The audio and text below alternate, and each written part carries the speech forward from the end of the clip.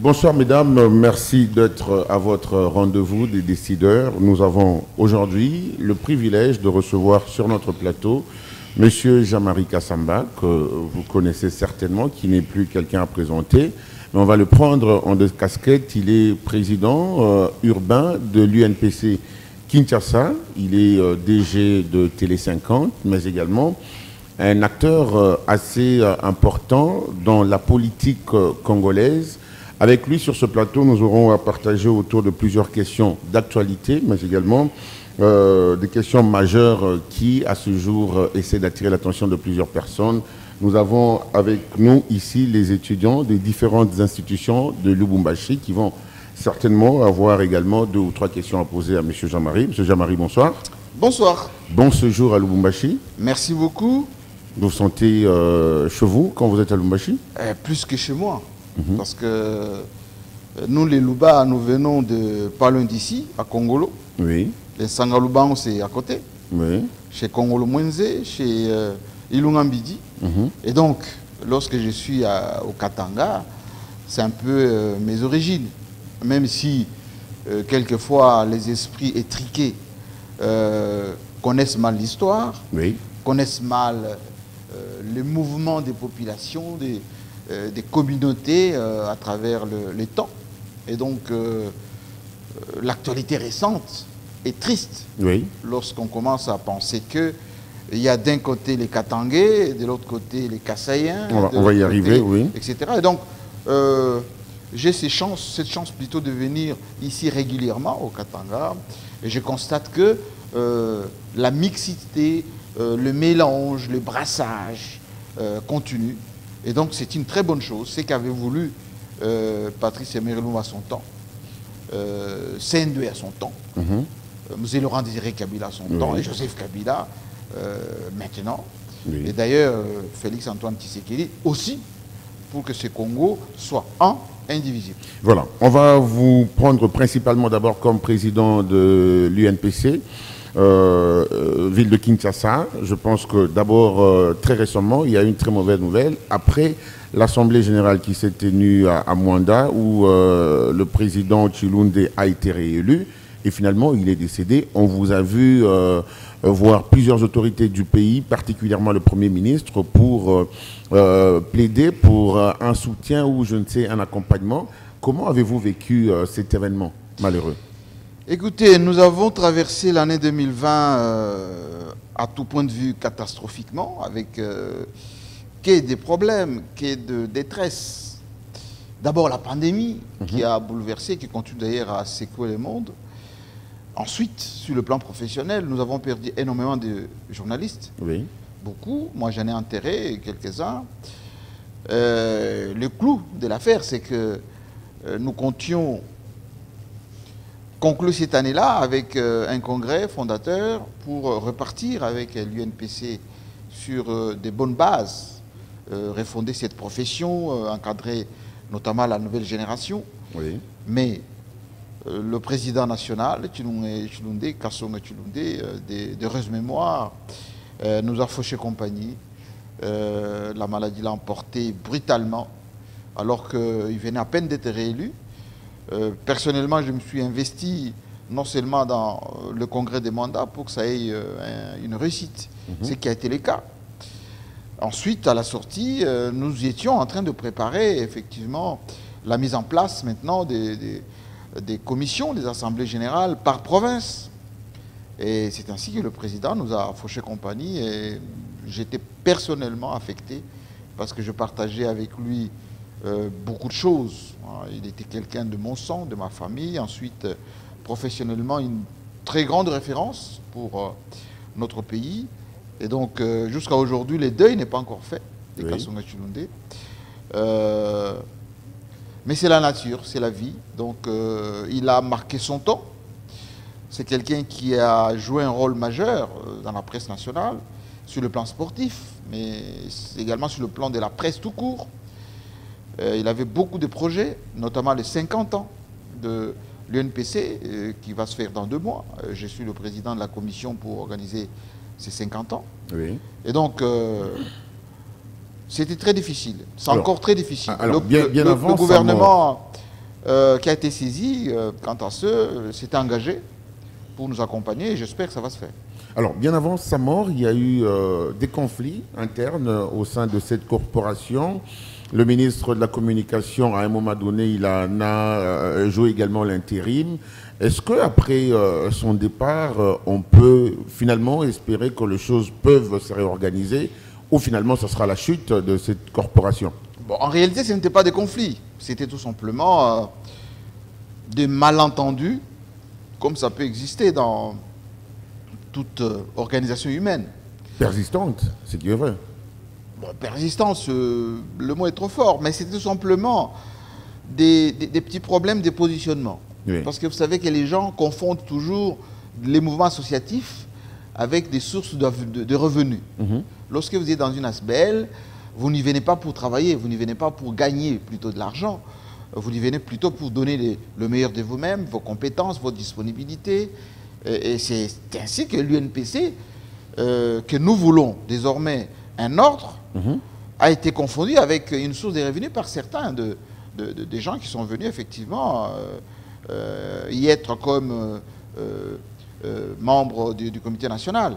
Nous avons géré cette affaire avec le président national, avec beaucoup de doigté lui-même. Le ministre s'est un peu investi. Nous avons quasiment réglé ces problèmes à Mwanda. C'était terminé. Nous venions à Kinshasa pour effectivement faire répartir l'UNPC sur des bonnes bases. Aujourd'hui, je pense que c'est une affaire qui est close parce que nous avons le comité national, un nouveau président qui effectivement achève le mandat du président Chilundé. Et puis, nous-mêmes qui sommes en train maintenant de structurer l'UNPC pour que,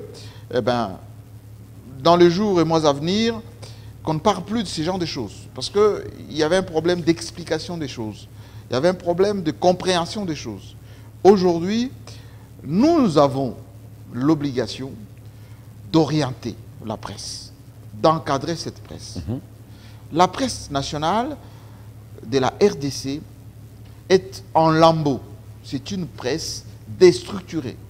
C'est une presse, malheureusement, qui a été mise sur des bases, depuis 1990, incertaines. Lorsque le maréchal Mobutu libéralise, en quelque sorte, ce qu'on appelait la démocratisation du pays, la presse avec. Et il y a eu ce qu'on appelle la naissance d'une presse rouge. Cette presse rouge avait comme caractéristique l'insolence, l'insulte facile, quelquefois de la démagogie. Diffamation. Diffamation et tout ce que cela comporte. Et il y a eu toute une génération de gens qui ont fait de ces types de valeurs une spécialité. C'est-à-dire, on peut insulter, on peut diffamer, on peut dire n'importe quoi, on ne peut même pas respecter les b.a.-ba du métier de journaliste, et on est respecté. Ce qui fait que jusqu'à aujourd'hui, il y a même des jeunes qui s'évertuent dans cette discipline-là, dans cette façon de faire de la presse, ce qui n'est pas du tout correct. Et donc, nous avons le devoir de ramener ces jeunes gens, cette nouvelle génération, on va dire androïde, à des pratiques journalistiques professionnelles. Voilà. Et votre avènement à l'UNPC Kinshasa, une élection qui s'est faite avec beaucoup plus de contestation dans son temps. Pas moi. Mais c'était quoi les motivations de voir Jean-Marie Kassamba à la tête de la corporation de journalistes de la RDC, ville de Kinshasa? C'est quoi les motivations? D'abord, il faut retirer immédiatement le mot contestation parce que j'ai... Il y en a eu, certainement. Non, je ne pense pas. D'ailleurs, moi, je n'étais pas du tout intéressé pour m'occuper de l'UNPC. C'est beaucoup de journalistes de Kinshasa qui étaient, comment dire, émerveillés par ce que nous avons amené comme révolution dans ce métier.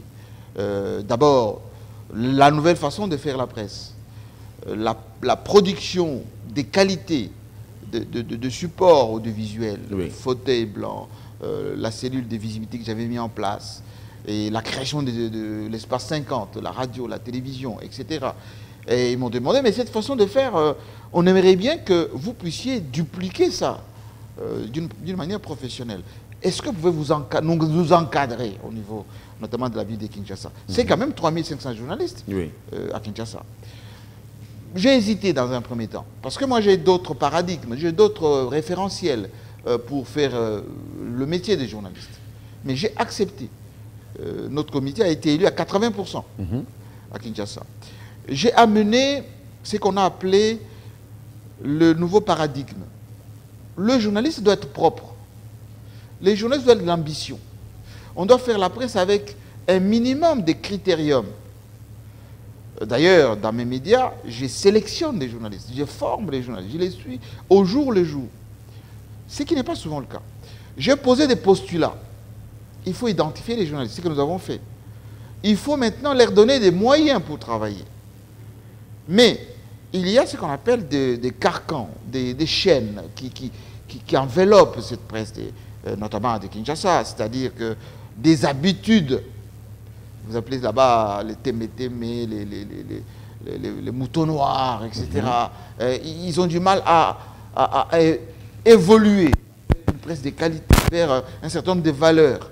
Et donc, nous nous sommes heurtés à beaucoup de résistances pour changer d'une presse qui veut l'excellence, qui veut un certain pragmatisme de qualité. Et nous avons quand même, moi je suis fier, quand je vois beaucoup de radios, des télévisions, la presse en ligne, qui privilégie la qualité, qui fabrique aujourd'hui des émissions, vous suivez ce qui est en ligne, voilà. C'est un peu ça la génération GMK. Maintenant, est-ce que je suis content de ce qui a été fait? Partiellement. Je suis un peu comme Joseph Kabila. Je n'ai pas eu à changer les mentalités, les habitudes. Vous savez, quand j'ai géré la présidence de la commission du 14e sommet de la francophonie, les gens avaient du mal à comprendre ce qu'on appelle le support des communications. Le responsable qui gère la communication au sens stratégique de ces grands rendez-vous du monde francophone. Il y a eu même d'ailleurs un des journalistes, paix à son âme, qui avait pensé que M. Jean-Marie Kassamba pouvait gérer 5 millions de dollars, 10 millions de dollars. Il y en avait 20 millions de budget de cette commission. Mais ce n'était pas ça du tout. Parce que nous sommes dans un pays où il y a la culture du partage. Quand Mouzé Lorenz Zekebele est arrivé, il a demandé à la presse de Kinshasa, qu'est-ce qu'on peut faire pour donner une bonne presse? Ils ont dit, on a besoin de moyens. Il a donné, 3 millions de dollars à ces journalistes de Kinshasa. Ils se sont partagés. Certains ont créé leurs propres médias, ils se sont même chamaillés par la suite, etc. Ça n'a jamais donné ce qu'il fallait faire. Mais voulons qu'on reste un peu, on ne va pas trop s'éloigner dans ce paysage. Je voudrais qu'on reste dans ce secteur-là d'une manière pragmatique. Est-ce que pensez-vous qu'aujourd'hui, la presse congolaise en général et celle de Kinshasa en particulier est impartiale? L'impartialité, ou si vous voulez bien le dire, l'objectivité en matière journalistique, c'est une notion relative. Pourquoi? Partout au monde, il y a ce qu'on appelle les lignes éditoriales. Chaque presse a une ligne éditoriale. Il y a ce qu'on appelle les obédiences. Il y a aussi ce qu'on appelle... La presse avec obédience? Bien évidemment. Ce qu'on appelle les tendances. Vous allez aux États-Unis, à Wall Street, vous allez trouver une presse financière. Vous allez aux États-Unis, vous allez trouver une presse pro-démocrate, pro-républicain. Vous allez en France. Voilà. Monsieur Jean-Marie, on disait, ce que pensez-vous que la presse congolaise en général et celle de Kinshasa en particulier que vous gérez directement est impartiale? En fait, l'impartialité, l'objectivité, ce sont des notions relatives. Toutes les presses du monde ont des lignes éditoriales. Vous allez en France, vous allez trouver des médias qui ont leur ligne. Oui. Le Figaro à droite, la Libération à gauche, Le Monde à droite. Vous allez tous les médias en ligne, vous allez les trouver en train de promouvoir le monde capitaliste. Radio France Internationale, France 24, ce sont des médias d'État qui font la politique française à travers le monde. Vous n'entendrez jamais sur RFI, on tape sur la France, on tape sur le président français. On peut critiquer la politique de Macron et on ne dira jamais que la France a tort. Et donc, ce qui se passe souvent dans nos pays, les gens font des lectures aléatoires. Oui. Disons par exemple que M. Jean-Marie a politisé la presse congolaise. M. Jean-Marie, c'est parmi les précurseurs de ce clivage de la presse de pro-Kabila, par exemple, et celle de l'opposition. Vous revenez, après beaucoup de temps passé en Europe, vous revenez en République démocratique du Congo, vous trouvez une presse qui, normalement, travaille d'une manière impartiale, vous la politisez, vous entrez à l'UNPC pour recruter de pro-Kabila, enfin de travailler en votre faveur. Bien au contraire. Je vous ai parlé tout à l'heure de la presse rouge des années 90. Oui. Et il y avait quoi? Les Ourou, enfin, il y en a plein, des médias comme ça, qui tapaient que sur le maréchal Mobutu, qui étaient diabolisés, complètement cannibalisés, avec tous les superlatifs que vous connaissez. Et d'ailleurs, on jetait des fleurs à ces gens qui étaient insolents sur le plan médiatique. Et je vous ai dit qu'il y a toute une génération aujourd'hui, des gens qui s'évertuent à l'insulte facile. Est-ce que avez-vous politisé la presse? Je vais y revenir. Et les gens qui prennent plaisir à penser qu'il y a d'un côté des diables et de l'autre côté des saints. Lorsque moi j'arrive à Kinshasa, quand j'ai créé Fauteuil Blanc, regardez le casting des intervenants de Fauteuil Blanc. Je faisais venir 5 journalistes des médias différents. Oui. Les Christian Lusakono, les Chantal Kanimbo, les Paul Diakessé, chacun dans son média. Tous ces journalistes, je ne leur donnais même pas les questionnaires. Chacun posait ses questions comme il l'entendait. C'est ça qui faisait, ou qui fait toujours, le succès des Fauteuils Blancs. Et c'est après le régime, lorsque j'ai créé Télé 50, non, bien au contraire, lorsque j'ai créé Télé 50, le casting que je fais, c'est je prends la jeunesse, je sélectionne sur base de quels critères? Présentation, diction, formation, je ne posais même pas la question sur l'origine du candidat. Ensuite, mais les débats sur Télé 50, ça fait débat. Fauteuil Blanc, JMK Today, tout ce que vous connaissez sur Télé 50. Quels sont ces médias, n'est-ce pas, sur lesquels on peut aussi aller tourner en dérision le président de la République en exercice. Joseph Kabila n'a jamais été aussi brocardé que sur Télé 50. Jusqu'aujourd'hui. Moi, je suis un... D'ailleurs, les émissions que moi-même je présente, suivez.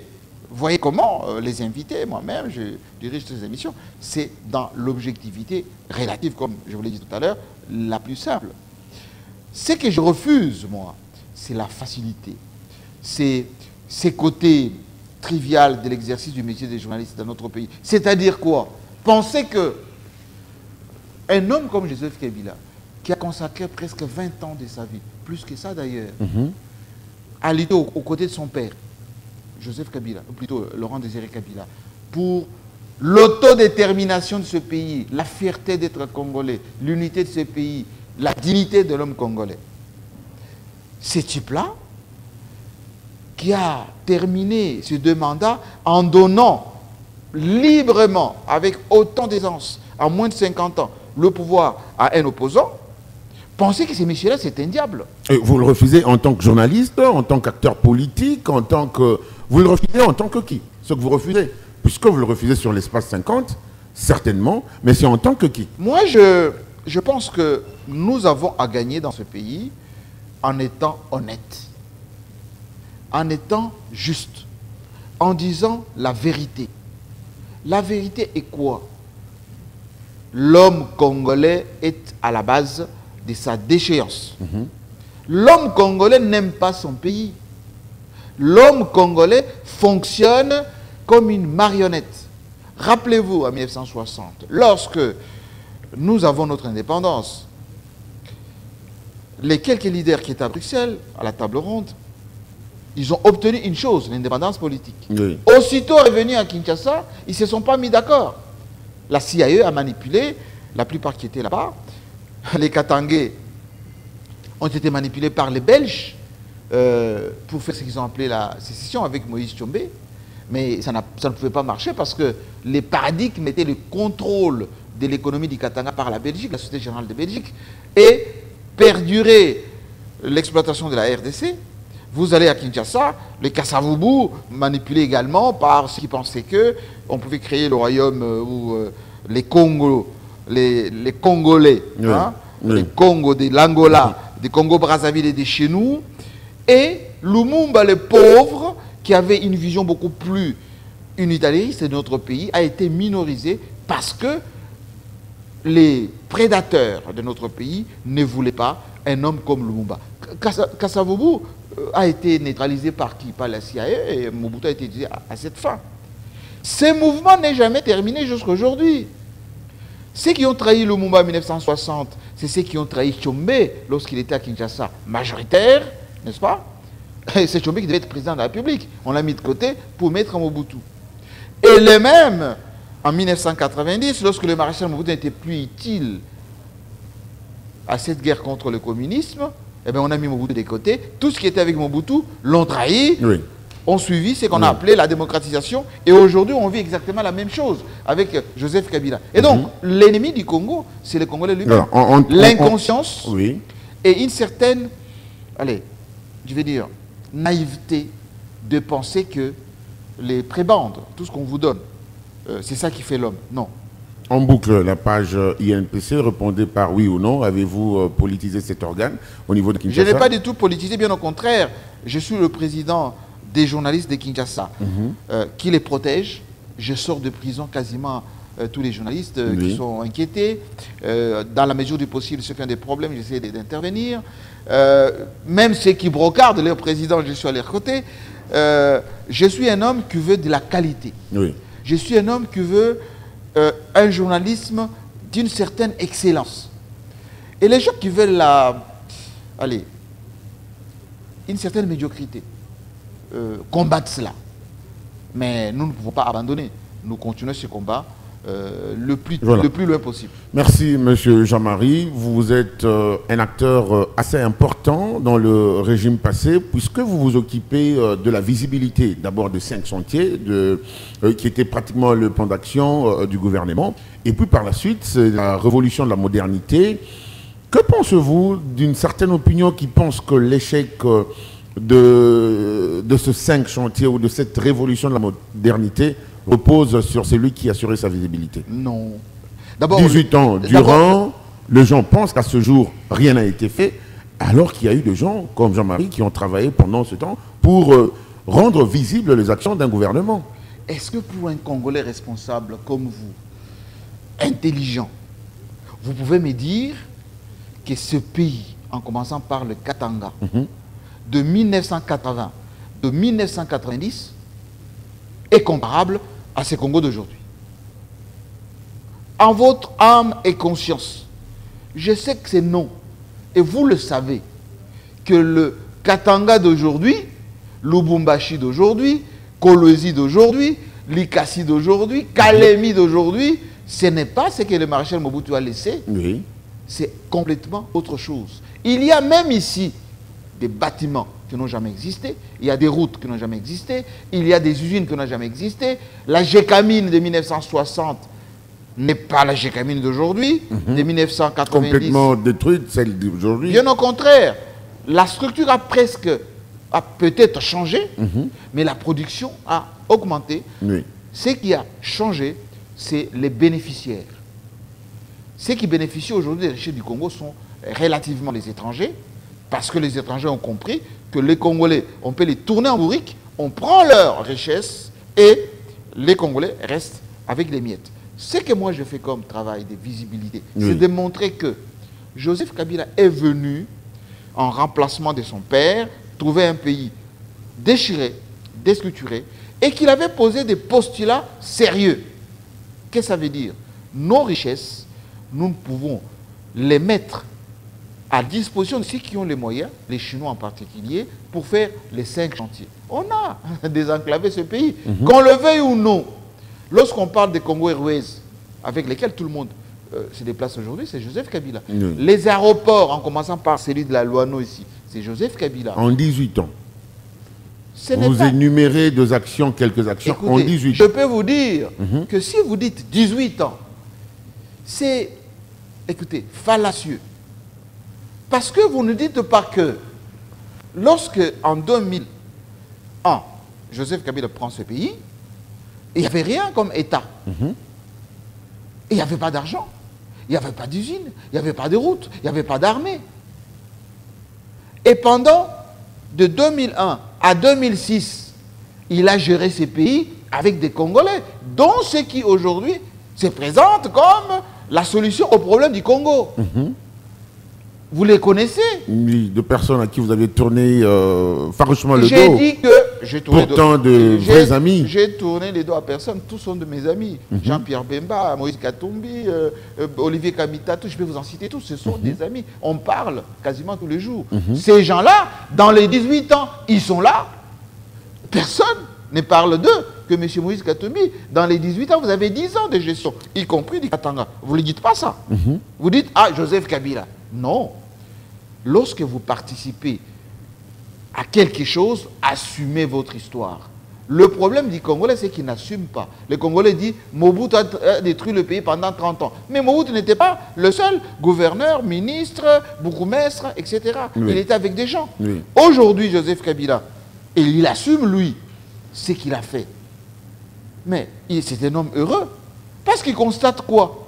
Tous ces gens qui étaient avec lui, tel gouverneur, tel ministre, tel bourgmestre, tel général, tel... Mais ils sont en train de régner même leur propre histoire. Moi, M. Jean-Marie Kassamba, j'assume ce que j'ai montré, parce que ça existe. Si je vous dis la route Lubumbashi, Kolwezi, avec le pont, c'est Joseph Kabila. Mais la route est là, vous l'utilisez. Si j'ai dit le bâtiment intelligent à Kinshasa, eh bien le bâtiment est là. Si j'ai dit réhabilitation de la cité de l'Union africaine, là où vit notre président actuel, c'est Joseph Kabila. Écoutez le discours du président Tshisekedi lorsque on lui cède les oripeaux du pouvoir par Joseph Kabila. Lui-même le dit. Lorsque j'étais opposant, il y a eu beaucoup de choses qu'on ne maîtrisait pas. J'ai trouvé une armée organisée, structurée. La question que moi je me pose aujourd'hui, 2 ans après, est-ce que cette armée est toujours dans cet état-là? Lorsque le président Tshisekedi prend les commandes de la République, 1,8 milliard dans le compte du Trésor. Est-ce qu'on a toujours les mêmes réserves d'échange? Je vais vous citer. Le parc automobile de la présidence de la République. Autant de voitures achetées pour la francophonie et les sommets qu'on a fait justement de la... plutôt les cinquantenaires de la francophonie. Bon, baladez-vous dans la ville de Kinshasa, vous allez voir ces véhicules, à quoi ils servent aujourd'hui. Je peux vous citer beaucoup d'exemples comme ça. Et donc, la visibilité que moi j'ai faite, dont je suis fier jusqu'aujourd'hui, était sur des choses concrètes. Le Premier ministre Matata Mponyo, qui est là, d'ailleurs qui sera même bientôt aussi courtisé pour reprendre les postes à responsabilité, alors que... Comme plusieurs autres cadres qui sont courtisés. Bien évidemment. Vous l'affirmez? Il n'y a pas longtemps, on a dit que c'était tous des diables. C'était tous des gens qui ont détruit le pays pendant 18 ans. Mais aujourd'hui, ce sont les plus belles femmes. Non seulement on leur donne un peu d'argent, mais ils sont chouchoutés comme si c'était des perles. Mais de quoi se moque-t-on? De quoi se moque-t-on? Voilà. On va c'est pour ça que je vous évoluer, dis, le problème que nous avons dans notre pays, c'est la sincérité, c'est la vérité. C'est de dire à cette jeunesse ici, vous ne pouvez pas fonctionner dans un pays sans principe, sans valeur, sans orientation. Ces jeunes gens sont à l'université, ils apprennent le droit, ils apprennent le journalisme. Si vous leur dites, un pays est fait de textes, et vous ne respectez pas les textes, ils vont faire leur jeunesse, ils vont faire leur carrière avec quoi? Comment ils vont orienter leur vie? Vous dites à un journaliste, oui, pour parler d'un pays, il y a une constitution. Mais vous torturez cette constitution. Mais qui la torture? Mais les Congolais, monsieur. Comment ça? En faisant quoi, monsieur Jean-Marie? En faisant quoi? Les institutions de la République n'ont plus de sens aujourd'hui. Quel parallélisme faites-vous entre le régime Kabila et le régime actuel? Dans tout le sens, dans le sens... Vous pensez que le régime a changé? Vous pensez que le régime a changé? Moi, je ne pense pas. Comment ça? Mais parce que ce sont les mêmes individus. D'abord, il y a eu ce qu'on appelle la coalition, même régime. Il y a eu alternance. Oui, d'accord. Au sommet de la Alternance, République. changement, on va dire, de transmission des oripeaux du pouvoir. Oui. Drapeau, etc., signature. Mais collaboration, acteurs, mêmes acteurs. Même quand on dit aujourd'hui, la coalition est finie. Mais elle est finie comment? Lorsque vous faites juste une petite photographie de l'union sacrée, qu'est-ce que vous voyez comme figure là-bas? Vous voyez qui comme figure? Les mêmes. Citez-moi 5 qui n'ont jamais été avec Joseph Kabila. 5. Mais citez-moi 5. Parmi les leaders, on va dire, de premier plan. 5. Il y a les cadres de l'UDPS qui n'ont jamais travaillé avec Kabila. Non, j'ai dit des premiers plans dans l'union sacrée, qui n'ont jamais été avec Joseph Kabila. Tous. Alors, où est le changement de régime? Il n'est pas là. Voilà, on va chuter avec l'actualité. À ce jour, il y a finalement un problème. Déjà ce mardi 26 janvier, je crois, le Premier ministre chef du gouvernement est attendu à l'Assemblée nationale pour une motion de censure. Joseph Kabila, qui depuis un certain temps quitte la capitale Kinshasa, il veut rester à Lubumbashi, chez lui à Kashamata, pour être un peu loin de ce bruit politique qui apparemment essaie de l'agacer. Le Premier ministre arrive à Lubumbashi alors qu'attendu à Kinshasa, motion de censure. Est-ce que le RCC rentre dans le bras de fer? Vous êtes analyste politique, vous voyez cela certainement de près. Est-ce qu'il y a à ce jour un autre bras de fer qui s'installe entre le régime actuel, celui du président Félix Tshisekedi, et le Premier ministre qui est de la famille FCC? Je vous ai dit tout à l'heure qu'il n'y a pas changement de régime. Je vous ai dit tout à l'heure qu'il n'y a pas changement d'acteur. Ce que vous appelez FCC, mais allez dans l'Union sacrée, qui est majoritaire là-bas? La majorité FCC dans la coalition, avec Mabunda, président de l'Assemblée nationale, Tambwe Mwamba, président du Sénat, avec Ilunkamba à la primature, vous allez la retrouver dans l'Union sacrée. Mais converti. En quoi? Qui adhère à des valeurs prônées par le chef de l'État après les consultations. C'est très important ce que vous dites. Est-ce que ces personnes qui quittent l'Union sacrée ne sont pas converties? Est-ce que vous connaissez la Bible? Puisque vous les côtoyez plusieurs fois. Est-ce que vous connaissez la Bible? La Bible. Est-ce que le seul fait d'aller à l'église, lorsque le pasteur dit acceptez que Dieu est le Père, le Fils et le Saint-Esprit, dites Amen. Dès que vous dites Amen, vous devenez un bon chrétien? La réponse est non. Chez nous, en RDC, je vous ai dit, on a un problème d'homme. On a un problème de société. Mais quelle lecture faites-vous par rapport à cette réalité? Je suis en train de vous expliquer. Notre président, avec son frère Joseph Kabila, ils sont pareils. Pourquoi ils sont pareils? Joseph Kabila n'a pas évolué dans le marigot zaïrois. C'est pour ça qu'il n'a pas changé, il n'a pas pu changer le zaïrois en congolais. Félix Tshisekedi n'a jamais travaillé avec la classe politique congolaise. Il a évolué dans l'ombre de son père, au sein de l'UDPS, etc. Mais il n'a pas travaillé avec tous ces gens. Aujourd'hui, il est en train de les vivre, de les subir, ces Congolais. Ça sera très difficile. Pourquoi?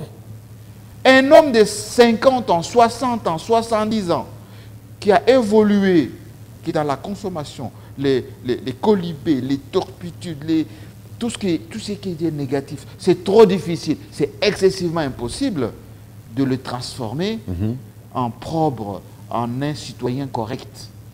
Ça ne va pas se faire. Donc, bien au contraire, vous êtes pessimiste extrêmement pessimiste de l'Union sacrée. J'ai dit extrêmement pessimiste. Pourquoi? Parce que tous ces gens qui se convertissent à la bonne parole du président, le président a des bonnes idées. Hein, vous savez qu'on partage le même sang, on est du même coin. Je connais son père, je les connais lui-même. Il a de très bonnes idées. Mais ces idées seront torpillées si ce n'est pas déjà le cas. Puisque c'est le cas, puisque le Premier ministre refuse. Je ne parle pas des Premiers ministres, de répondre je parle de ceux qui disent à l'invitation de l'Assemblée. Pratiquement une crise s'installe rapidement parce qu'on n'a plus de temps, M. Jean-Marie. On va y arriver. Oui. J'ai dit ça sera torpillé par ceux qui disent Alléluia, j'adhère, ils ne savent même pas à quoi ils adhèrent. Parce que, est-ce que c'est un parti politique? Est-ce que c'est un mouvement? C'est une plateforme? C'est quoi la charte? Les valeurs universelles, par exemple, défendues par Lumumba, par Mzee, par Joseph Kabila, aujourd'hui par Félix-Antoine Tshisekedi, sont des valeurs. Anticorruption, l'amour du pays, le bien de la société. Anticorruption, Joseph Kabila aussi? Bien évidemment. Ok. Bien évidemment. Mais ces valeurs-là, si les gens sont déjà torturés dans leur existence, ça serait difficile qu'ils les appliquent. D'ailleurs, regardez le tout premier plan du président, les 100 jours. Qui a respecté? Personne. Oui. Regardez gratuité de l'enseignement. Qui a respecté? Personne. Je peux vous en citer. Tous les rapports, le GDEP sur la consommation des peu de moyens que nous avons. Qui respecte? Personne. Et donc, moi, je ne suis pas de ceux qui pensent que rien ne peut se faire. Je dis tout simplement, nous avons le challenge de créer une nouvelle classe politique. Est-ce que... Faire ce qu'on appelle les tsunamis comme ça a eu lieu en France. Vous savez, moi, quand je suis arrivé en France, je pensais qu'il n'y avait que Pierre Mauroy, Michel Rocard, Charles Pasqua, tous ces gens-là qui étaient là dans l'espace. Laurent Fabius, ces gens-là, c'est eux qui faisaient la politique française. Mais quand le petit Macron est arrivé, moins de 40 ans, il a balayé tout ça. Monsieur c'est ce Jean-Marie, qui est nécessaire oui, et ce qui doit être fait chez nous ici. On va chuter. Comment jugez-vous l'attitude du Premier ministre qui refuse de se présenter devant l'Assemblée nationale alors que c'est cette Assemblée qui l'a investi? Je vous ai dit tout à l'heure que les institutions, la séparation de pouvoir, l'observance des textes, c'est ça qui doit gérer une nation. Cette jeunesse doit avoir des référentiels. Le Premier ministre, il est mis en difficulté par l'Assemblée nationale, les députés dirigés par un bureau régulièrement installé. Le bureau d'âge n'a pas pour vocation de faire des motions de censure. Mais autorisé par la Cour constitutionnelle. Il y a un arrêt qui autorise au bureau d'âge de fonctionner normalement. Comment vous allez vous opposer à un arrêt de la Cour constitutionnelle? Comment s'y opposer? Alors, tant qu'à faire, que ce bureau d'âge fasse tout le travail de l'Assemblée nationale. Pourquoi il faut maintenant avoir un bureau définitif? Si déjà le bureau d'âge est en train de faire le travail qui est alloué à l'Assemblée nationale, au bureau définitif. Ce n'est pas bien de torturer les textes. Cette jeunesse a besoin de référentiels. Moi, je me pose la question, tous les professeurs des droits, il y en a même, professeurs ordinaires, bon sang, qui sont sur des campus universitaires, qu'est-ce qu'ils apprennent maintenant aux jeunes gens? Ils doivent être mal en point, ces professeurs. Lorsqu'ils voient qu'il y en a un à Kinshasa là-bas qui s'est dit professeur constitutionnaliste. Enfin, chaque jour qui passe, on torture cette constitution. Et les vrais professeurs d'université, ils meurent dans leur coin. Ils sont en train de se torturer, de voir le pays... Parce qu'eux-mêmes, en étant acteurs politiques, torturent également cette constitution. Alors, on va chuter, M. Jean-Marie. Le Premier ministre, si moi j'étais à sa place, je pense que sa dignité résiderait à son âge en respectant les minimums des règles, en laissant à l'histoire seul juge de la manière dont les textes que nous nous sommes donnés. Vous savez, les gens sont morts à cause de cette constitution. Moi, j'ai vu des gens porter le drapeau national. Touche pas à ma constitution. Aujourd'hui, c'est devenu un lambeau. Cette constitution est devenue un chiffon. Et personne, la presse, les intellectuels, personne ne s'offusque de cela. Est-ce que c'est des républiques-là que vous voulez, mon ami? Non, moi non. Voilà. Une question qui nous parvient de téléspectateurs. On voudrait finalement savoir quel rôle joue Jean-Marie Kassamba au sein du FCC. Je ne suis pas du FCC. Je n'ai jamais été encarté. Moi, j'étais dans un seul parti politique en France, l'UDF. J'étais élu d'ailleurs conseiller municipal. Mais depuis, j'ai renoncé à tout cela. Nous sommes à la fin de votre magazine, mesdames, messieurs. Merci de nous avoir suivis. Vous allez retrouver ce programme le week-end prochain, comme d'habitude, le samedi, à pareille heure, avec certainement un autre décideur, avec qui nous aurons abordé certainement de questions politiques, mais également toute autre question d'actualité. Merci à la grande équipe technique qui nous a accompagnés. Merci à vous, téléspectateurs. On se retrouve à la prochaine. Bye bye.